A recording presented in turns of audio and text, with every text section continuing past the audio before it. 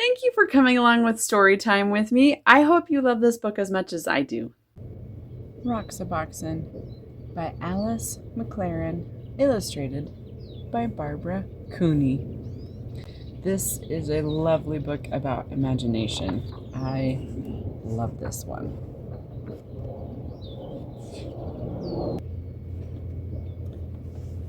Marion called it Roxaboxen. She always knew the name of everything. There across the road it looked like any rocky hill. Nothing but sand and rocks, some old wooden boxes, cactus and greasewood, and thorny ocotillo. But it was a special place. The street between Roxaboxen and the houses curved like a river, so Mary named it the River Road. After that, you had to ford a river to reach Roxaboxen. Of course, all of Marion's sisters came, Anna May and Frances and little Jean. Charles from next door, even though he was 12.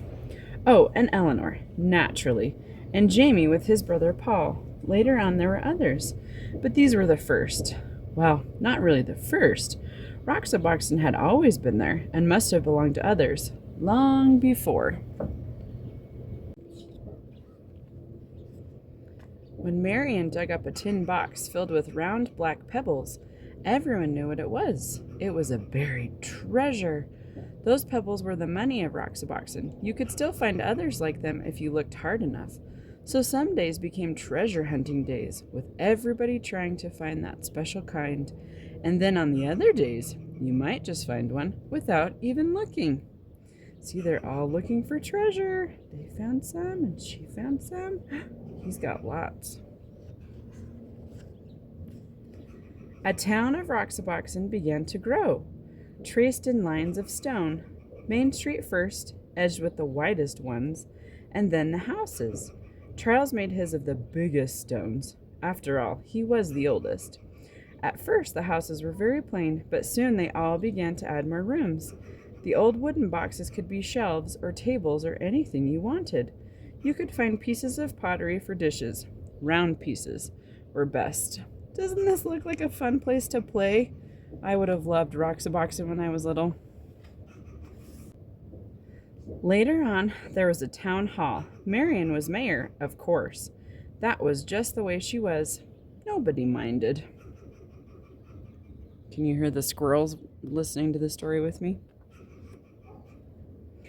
After a while, they added other streets. Frances moved to one of them and built herself a new house outlined in desert glass. Bits of amber, amethyst, and sea green. A house of jewels. Look at all those colors. That would be so pretty in the sunshine. And because everybody had plenty of money, there were plenty of shops. Jean helped Anna May in the bakery. Here's the bakery. Pies and cakes and bread baked warm in the sun. There were 2 ice cream parlors. Was Paul's ice cream the best or Eleanor's? Everybody kept trying them both. In Roxaboxen, you can eat all the ice cream you want and probably not get a tummy ache. Gotta use that imagination. Everybody had a car. All you needed was something round for steering wheel. Of course, if you broke the speed limit, you had to go to jail. The jail had cactus on the floor to make it uncomfortable. And Jamie was the policeman. See his little badge? Anna May, quiet little Anna May, was always speeding. You'd think she liked to go to jail. There she is inside of the cactus jail. Look at that pretty sunset. But if you had a horse, you could go as fast as the wind. There were no speed limits for horses, and you didn't have to stay on the roads. All you needed for a horse was a stick and some kind of bridle, and you could gallop anywhere. Oh, this looks like so much fun. Sometimes there were wars. Once there was a great war, boys against girls.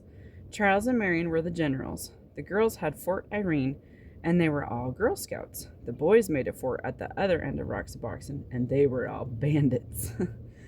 Oh, the raids were fierce, loud with whooping and the stamping of horses. The whirling swords of ocotillo had sharp thorns, but when you reached your fort, you were safe.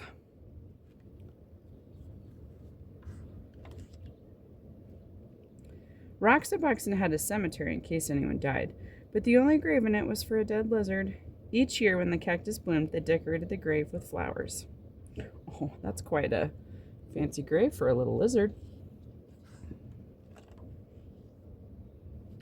Sometimes in the winter, when everybody was at school and the weather was bad, no one went to Roxaboxen at all, not for weeks and weeks. But it didn't matter. Roxaboxen was always waiting. Roxaboxen was always there. And spring came, and the ocotillo blossomed, and everybody sucked the honey from its flowers, and everybody built new rooms, and everybody decided to have jeweled windows. That summer, there were 3 new houses on the east slope, and 2 new shops on Main Street. And so it went. The seasons changed, and the years went by. Roxaboxen was always there.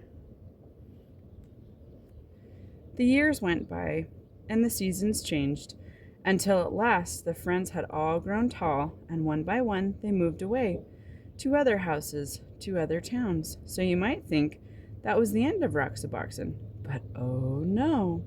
Because none of them ever forgot Roxaboxen, not one of them ever forgot.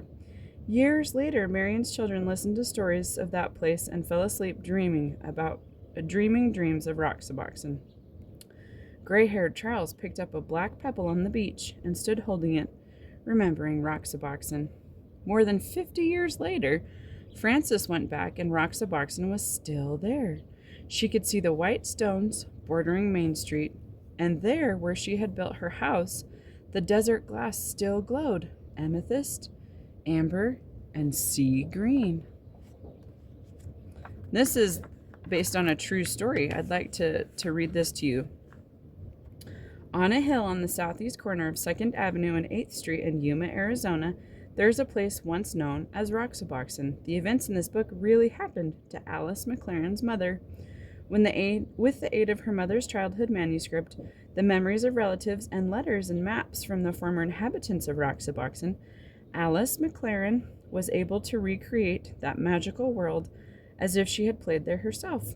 She presents us with a celebration of the active imagination, of the ability of children to create, even with the most unpromising materials, a world of fantasy so real and multidimensional that it earns a lasting place in memory.